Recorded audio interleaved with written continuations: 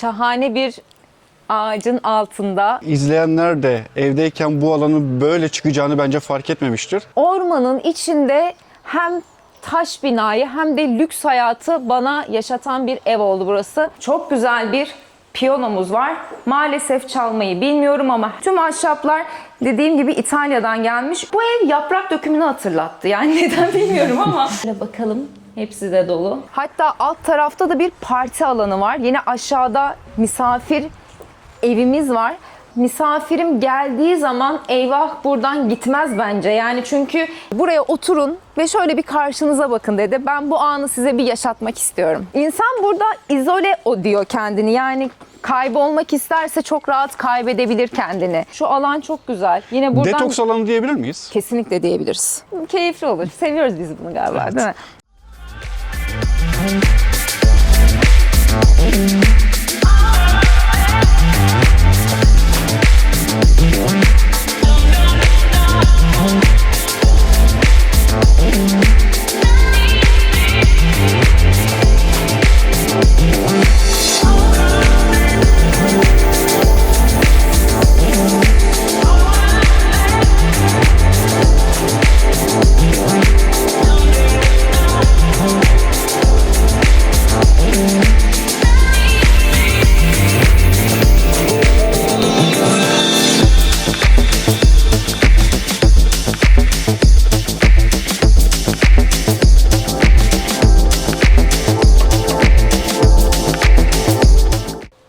Herkese selamlar. Ben Serap Akıncı. Fethiye Ölüdeniz'e hoş geldiniz. Bugün Ovacık'ta 2 dönüm arazi üzerine kurulmuş 5+1 ana binasıyla 370 metrekare, yine 70 metrekare taş misafir binasıyla hayatın bence durduğu, dinginliğin, doğanın içine lüksü tam ortasına koymuş bir evdeyiz. Burası evimizin ana giriş kapısı. Burası garaj alanımız. 2 tane aracı rahatlıkla buraya koyabiliriz. Bu taraftan bahçemize ve havuzumuza gidiyoruz ama ben öncesinde ana giriş kapımızdan size evimizi göstermek istiyorum. Buyurun şimdi evimize girelim. Evet, artık evimizin içine girdiğimizde bizi çok zarif, çok keyifli bir atmosfer karşılıyor. Büyük çift taraflı giriş kapısı girişe çok güzel aydınlık katmış. Sol tarafta gördüğümüz ahşaptan dolap ve içindeki tüm çiniler, hatta şöyle söyleyeyim, evde göreceğiniz tüm çini biblolar İngiltere'den ev sahibimizin özel getirttirdiği biblolar ve eşyalar olacaktır. Yine burada şu minik küçük detayları zaten siz de göreceksiniz. Bunların hepsini ev sahibimiz kendisi yapmış. Yine resmi biblolar. Güzel bir atmosferi var. Dinginlik veriyor aslında evin içi. Eserlerle dolu bir ev aslında burası. Yerlerin mermer olması, duvarların taş ve beyazdan olması eve doğanın içindeki lüksü fazlasıyla aslında yansıtıyor. Yine bu tarafta küçük minik detaylarımız var. Renk katmış. Güzel bir lavabo. Buradan çıktığımızda da salona geçelim. Salonla mutfağı özellikle size göstermek istiyorum. Salonumuza artık geldiğimizde zaten o aydınlığı, ferahlığı, o rustik havayı siz de umarım görüyorsunuzdur. Her yerde ahşap, taş, objeler, yani detaylıca aslında anlatılabilecek çok fazla şey var. Gördüğünüz tüm ahşaplar İtalya'dan gelmiş. Az önce bahsettiğim gibi çinilerimiz de İngiltere'den özel olarak getirilmiş. Sanata fazla önem veren bir ev sahibimiz kendisi. Salonumuzun bu tarafında oturma alanımız var. Ben buraya geçtiğimde kış gelsin istiyorum. Yani sence de öyle değil mi? Yani taşın içindeki şömine bir kış mevsimini aratmıyor mu insana? Tabii ki o havayı da almak istiyorsun bir kış Kesinlikle, akşamında. evet, yani Bir şöminemizi yakalım. yakmışız. Yandaki mumlarımızı da yakmışız. Hafif bir müzik. Şarabımızla muhteşem ama hemen sağ tarafıma baktığımda da diyorum ki evet, yaz gelmeli. Havuzumuza geçmeden önce burada çok güzel bir piyanomuz var. Maalesef çalmayı bilmiyorum ama her tuşuna dokunduğumda keşke ben de bunu çalabilseydim dediğim bir müzik aleti. Burada yine havuz manzaralı, doğanın içinde sabah kahvaltısıyla, akşam yemeğiyle, arkadaşlarımızla, ailemizle keyifli vakit geçirebileceğimiz 8 kişilik bir yemek masamız var. Camdan, yine altı demirden yapılmış. Yine buradaki detayları da size göstermek istiyorum. Tüm ahşaplar dediğim gibi İtalya'dan gelmiş. Üstündeki bu minik minik bibloların hepsini anlatmam tabii ki size mümkün değil. Sadece gösterebiliyorum. Yine burada kahvaltımızı yapmışız. Türk kahvemizi alıp şuraya oturup eşinizle, arkadaşınızla güne başlamak için oturulacak güzel bir alan olmuş burası. Az önce, pardon bölüyorum ama az önce kış gelsin dedik de Evet. hemen bu tarafa geçtiğimizde Yazı istiyor. iyi ki yazı izledik. Kesinlikle öyle. Güneş her yerden içeri vuruyor. Evet. Yani yere kadar cam, hemen doğanın içindesin. Dışarıdan hiçbir o ışığı, sesi, gürültüyü hissetmiyorsun. Çok korunaklı, dingin bir yer olmuş burası.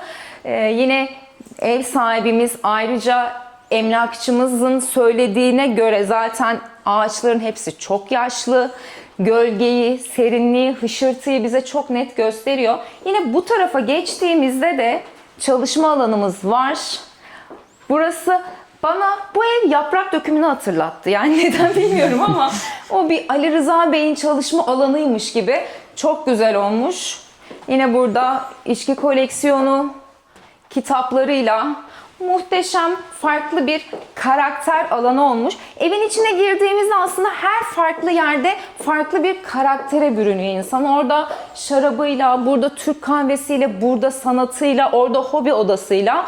Ama benim en çok beğendiğim, yemek yapmaktan keyif aldığım, özellikle de havuz ve doğanın içindeki bir evde en keyif aldığım bölüme geçmek istiyorum. Mutfağa. Mutfak evin içinde daha farklı bir dizayna bürünmüş. Modern bir dizaynda olmuş. Büyük bir adamız var. Adanın altında dolaplarımız. Eşyanın hiçbirinin gözükmemesi. Ben bu temizliği, ferahlığı mutfağın içinde seviyorum. Yani lavabonun üstünde çok fazla detay kafa karıştırıyor gibi. Yine burada dediğim gibi evin içinde her yerinde küçük küçük bibloları görüyorsunuz. Bardaklarımız, yine çinilerimiz, farklı farklı biblolarımız. İki tarafta da buzdolabımız var. Ev sahibimiz yaşadığı için içlerini göstermiyoruz. Bir ankastremiz, davlumbazımız. Yine alt tarafında dolaplarımız mevcut, çekmecelerimiz mevcut. Bu tarafa geçtiğimde ankastremiz, yine lavabomuz. Kesinlikle olmazsa olmaz kilerimiz de burada mevcut.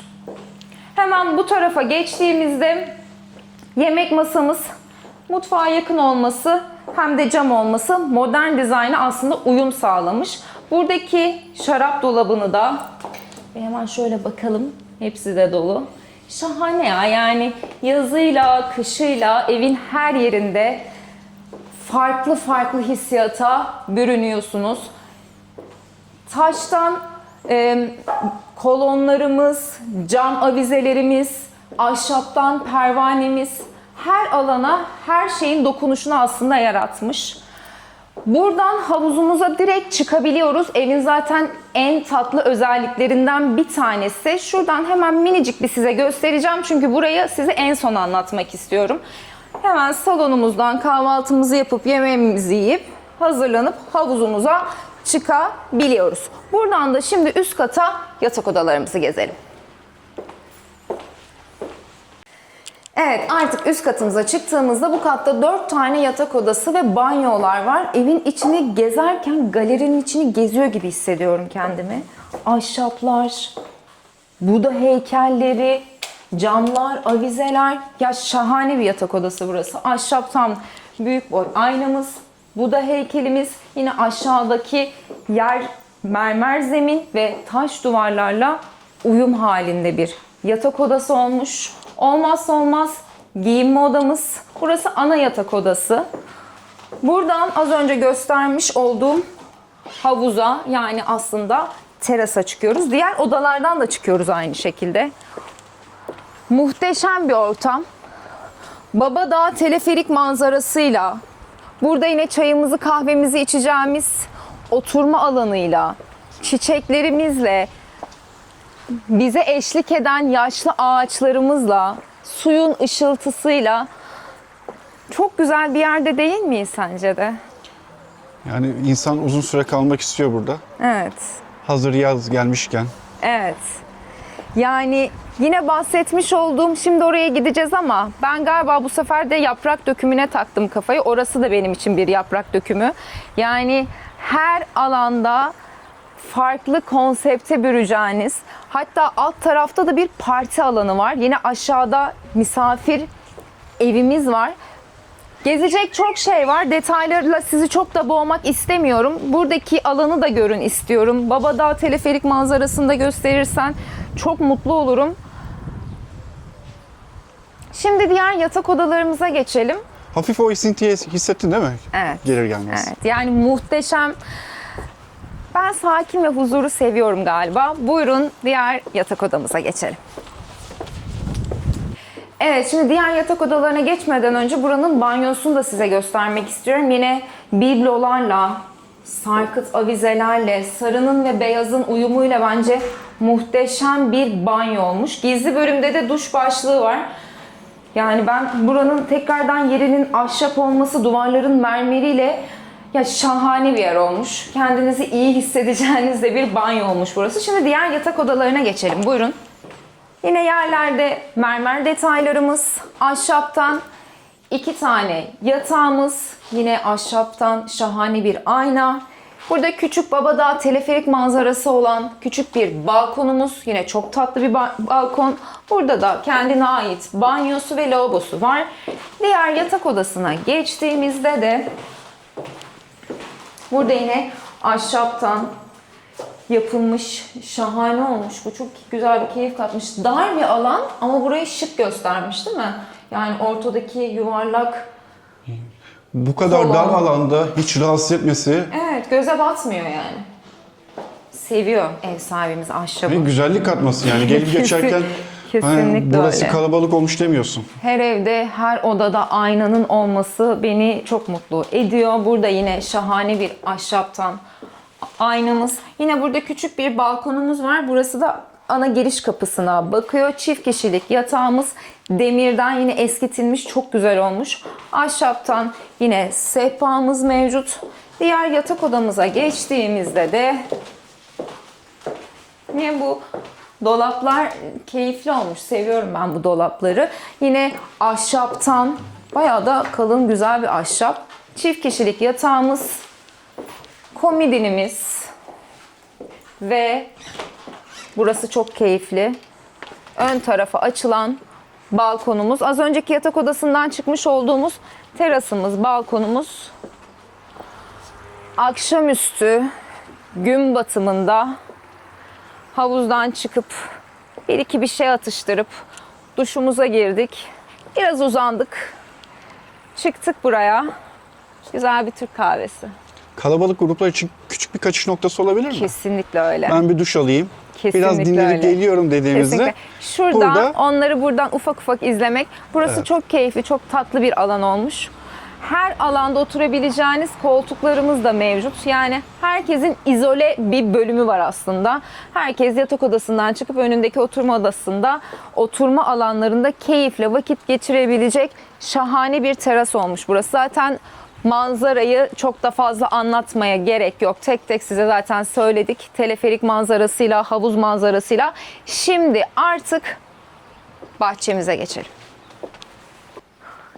Şahane bir ağacın altında. Yani her şey aslında insan dokunmak istiyor. Bahçe alanımıza çıktık. Çiçeğiyle, böceğiyle, şu an duyduğumuz kuş cıvıltılarıyla şahane bir bahçenin içindeyiz. Peyzaj çok güzel olmuş. Her alan yine değerlenmiş. Burada küçük bir ekim alanı olmuş. Soğan ekmişler burada. Çok da severim. Şimdi buradan misafir taş evimize geçiyoruz. Bunlar neydi? Annem olsa kesin söylerdi Yani şu de an şu ben an de ben adını de bilemedim. hatırlayamadım ama. Yani yeşilli alanda çok fazla ilgin olmadığı için senin aslında. Evet.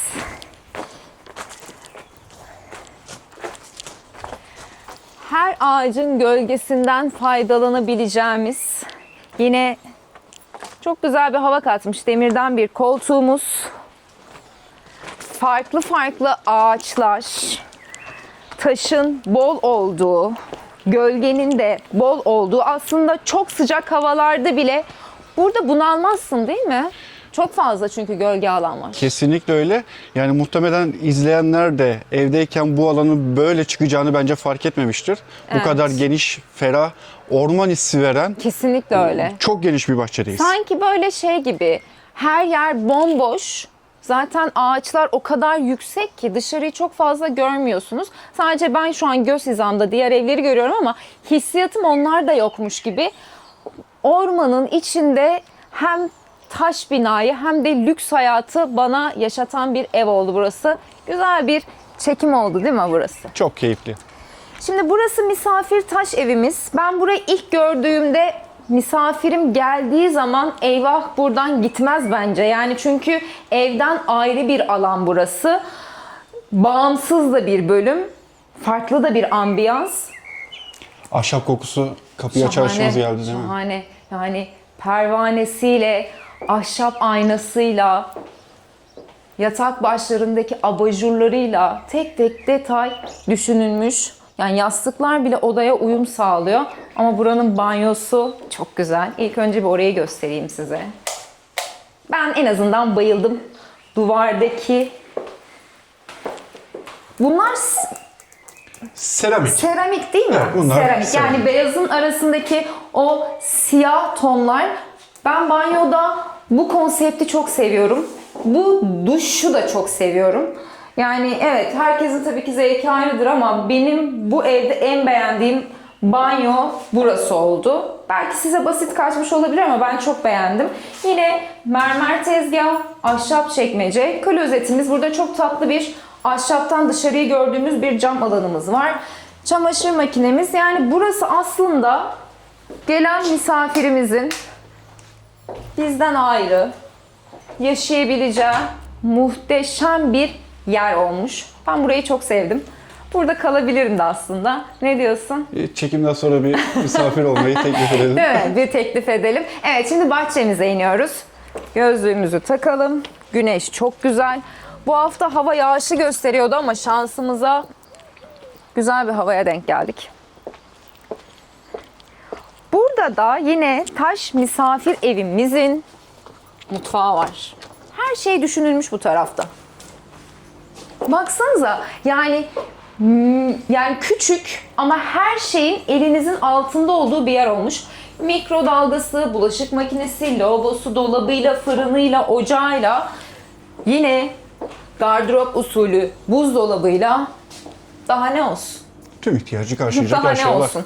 Hemen karşı tarafımızda barbekümüz, akşamüstü havuzumuzdan çıkıp misafirimiz de burada duşunu almış. Artık beyler burada bir mangal işine girmiş. Ne dersin? Sen bunun hayalini kurmuşsundur değil mi? Ben buraya kurdum ama gelince? diğer tarafta kurdum aslında. Ay, orası çok güzel. Yani Orası çok, ama burası da çok tatlı. Bence Burası burada hemen keyifli. böyle aperatif bir şeyler yapıp böyle bir alkolle ya da bir hafif bir şeyler içerek şurada keyifli olur. Seviyoruz biz bunu galiba, Evet. değil mi? Gel bakalım aşağı inelim. Yine küçük küçük mum detaylarımız var. Dediğim gibi her köşede bir farklı karakter var. Şahane bir, kocaman bir yeşil alandayız. Yani burada çocuğunuz varsa muhteşem vakit geçirebilir. Kalabalık bir aileyseniz pikniğinizi yapın. Oyun oynayın. Yerlerde yuvarlanın. Yani doğanın içinde her ne yapmak istiyorsanız bence tam olarak burası uygun bir alan. İlk buraya geldiğimizde Sinan Bey bize bu masayı gösterdi. Buraya oturun ve şöyle bir karşınıza bakın dedi. Ben bu anı size bir yaşatmak istiyorum. Yaprak dökümü burası benim için. Ağacın altında şahane. Bence videoyu burada böyle sonlandırıp sen bana bir kahve getirsen, ben burada bir kahvemi içsem. Neyse, videonun sonunda yaparız değil mi bunu? ben senin elinden kahve içmek isterim. Şahane. Yine bana geldi kahve. Tamamdır, peki. Ben kahvemizi burada yapıp videonun sonunda keyifli bir vakit geçireceğim seninle. Yine burada en yaşlı ağacımız galiba bu. Bayağı sağlam bir kök salmış çünkü buraya. Galiba senin mekana mı geçiyoruz? Tabii. Tamam, peki. İnsan burada izole o diyor kendini. Yani kaybolmak isterse çok rahat kaybedebilir kendini. Görünmek istemezse şahane görünmez yerler var. Yani sevdiklerinin yanına alıp Ya telefonları evet. kapatıp Mesela burada da yine bahsettiğim her şeyden izole bir şekilde kesinlikle öyle. geçebilirsin. Şu alan çok güzel. Yine buradan Detoks alanı diyebilir miyiz? kesinlikle diyebiliriz. Kesinlikle diyebiliriz. Yine buradan süs bir kapımız. Buraya oturduğumuzda az önce gösterdiğim, siz de göreceksiniz zaten. Babadağ'ın teleferik manzarası, evimizin tamamen karşıdan gördüğümüz güzel bir yerde yaşıyoruz ya deyip oturup vakit geçirebileceğimiz bir küçük bir alan olmuş burası. Ben buna bayıldım. Elbise detayı. Çok güzel durmuyor mu? Çok şahane olmuş. Yine burada 8 kişilik, hatta bence arttırabiliriz. Ağaçtan yapılmış, üstünde cam, güzel bir yemek masamız var. Arka taraftaki ahşapları yine size göstermek istiyorum. Ahşaptan el işlemesiyle oymalı bir vitrin diyebiliriz galiba buna. Bizim evimizde de vardı ama bu kadar tabii sanat eseri kadar görünmüyordu. Yine burada bir aynamız. Çekmecelik diyebiliriz buraya. Burası aslında Sinan Bey bize anlatırken, ev sahibimiz anlatırken burayı parti alanı olarak bahsetti değil mi? Evet. Yani burada artık yukarıda o dinginliği yaşadık da yani şurada biraz bir müziğimizi açalım. Mangalımızı yapalım. Tabii. Çocuklar varsa o tarafta oynasın. Tabii. Biz burada bir takılalım, bir şeyler yiyelim, içelim. Öyle bir alan olmuş. Yine izole bir alan burası. Yine burada mini bir buzdolabımız, lavabomuz, her şeyi karşılayabileceğimiz yine fırınımız, ocağımız, hasırdan çekmecelerimizle hem gölge, güneşin rahatsız etmediği, yine cıvıltıyı duyduğun şahane bir manzarayla güzel bir bölüm olmuş. Ağaç, bu taşlar, topuklularla bu alanda yürümek biraz zor oluyor ama değdi yapacak bir diyeceğim. şey yok. Az önce aklımdan geçen şu oldu bir de. Evimizin sahibi İngiliz. Evet. Ama evin her noktasında nazar boncuğu var, fark ettin mi? Farkındayım, evet. Böyle sandalyelerin kenarlarına da asılmış. Evet. Çok güler yüzü, şahane bir karı koca. Tanıştık kendileriyle. Zaten videonun sonunda da kendilerine bolca teşekkürümü edeceğim. Burası da, ben burayı ilk gördüğümde dedim ki burası bir oyun alanı. Yani şu kutu oyunlarını gördükten sonra biz biliyorsun çok da seviyoruz kutu oyunlarını. Yani hem okeyinizi oynayabileceğiniz, kağıdınızı oynayabileceğiniz, böyle bir yukarıdan aşağı kaçalım, bir gölgede serinleyelim diyebileceğiniz farklı bir oturma alanı olmuş. Yine burada bir ısıtıcımız var. Yukarıda hemen serinlemek için pervanelerimiz ama şu an hava sıcak. Bu sıcaklığı burada da hissetmiyoruz. Evet. Yani duvarlar, taşın verdiği o soğukluk, ama o soğukluk dediğim şey enerji olarak değil, burayı serin tutan bir hava katmış. Aslında yine burada kocaman bir yeşil peyzajımız. Şimdi artık buradan havuzumuza geçelim. Sonra da videonun sonuna gelelim. Buyurun. Evet, artık bahçemizden çıktık. Evimizin tam önüne, havuzumuza sonunda geldik. Sıcaklık da vurmaya başladı. Ne dersin, havuz başlangıcını yapalım mı? Tam Çalışmaktan saat- biz tam onu da saati. yapamayız. Biz onu yapamayız. Biz kışın artık hamama falan gidelim seninle. Şimdi bu tarafta yine izole bir bölümde şahane bir duş başlığı var. Ben eve girdiğimden beri sürekli Barış buraya çekelim dediğim bir yer. Lütfen orayı sen de gösterir misin? Ben buraya bayıldım. Aslında çok basit ama taşların içinde olması açık alanda bence şahane bir nokta olmuş. Yine bu tarafa geçtiğimizde yemek masamız, huzurla sallanabileceğimiz salıncağımız, oturma alanımız mevcut. Şimdi genel olarak aslında size evi göstermek istiyorum. Ana giriş kapımız hemen arka tarafta. Girişimiz, ana giriş kapısından girdiğimizde az önce gösterdiğimiz salonumuz. Hemen arka tarafında mutfağımız. Üst kattaki 4 tane yatak odamız ve terasımız. Babadağ teleferik manzarası. Doğanın içinde kuş cıvıltısı, dışarıdaki tüm yorgunluklardan uzak, senin de söylediğin gibi bir detoks turu oldu diyebilir miyiz buna? Kesinlikle diyebiliriz. Yani biz bu eve girdiğimizde ne anlatalım, şunu mu anlatalım, bunu mu anlatalım derken bir anda çekime başladık. Ve o kadar tatlı noktalar, o kadar güzel yerler var ki istemsizce her şey aslında ağzımızdan döküldü değil mi? Güzel bir, keyifli bir çekim oldu. Bu çekim için Grand Maple Sinan Bey'e, ev sahibimiz Richard ve eşine güler yüzlüğü için, evi tek tek bize anlattığı için, hatta böyle yaşaya yaşaya anlattığı için çok teşekkür ediyoruz. Bizim için muhteşem bir tur oldu. Bu evimiz satılık. Bu evle ilgilenmek isterseniz, ben de bu huzuru yaşamak istiyorum, bayıldım buraya gelmek istiyorum derseniz Sinan Bey ile iletişime geçeceğiniz tüm bilgileri biz aşağıda zaten sizlere ileteceğiz. Oradan kendisiyle iletişime geçebilirsiniz. Evet, artık videomuzun sonuna geldik. Bizleri izlediğiniz için teşekkür ediyoruz. Çekimlerimize devam edeceğiz. Bizi izlemeye devam edin. Ve bizi izlemek için ne yapmanız gerektiğini zaten siz biliyorsunuz. Mutlaka abone olun. Kendinize çok dikkat edin. Görüşmek üzere.